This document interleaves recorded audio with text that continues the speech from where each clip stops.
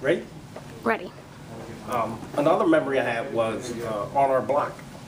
Basically, it was like all low income, very poor neighborhood. I noticed a lot of abandoned buildings, a lot of trash, a lot of, just poverty everywhere. And the most I remember is the abandoned houses. And back in the day when there wasn't nothing going on in the park, we used to play in the old houses. And it was, as the years gone by, there were more and more abandoned. People would move out for whatever reason. Then the drug dealers started using the old houses to put their stash in it.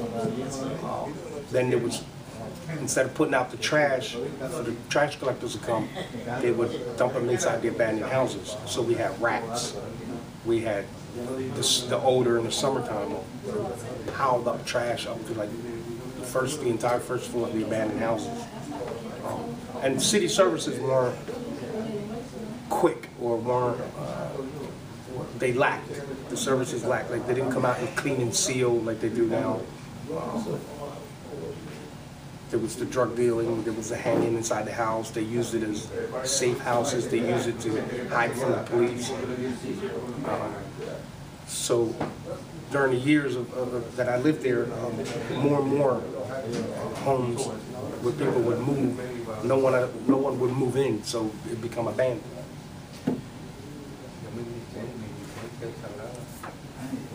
One of the differences I noticed today is, like I mentioned earlier, is the clean and seal. Like the city comes out and they board up the homes. A lot of the factories on American Street that closed up and jobs left the city became abandoned. And one of the issues we had were arson. People were setting factories on fire. That's another memory I had. And I remember 4th and Cecil B. Moore, where we had the Stetson Hat Factory, which is a big company. And they eventually they moved the company out west. I believe they moved them to Texas, and all those jobs went with it.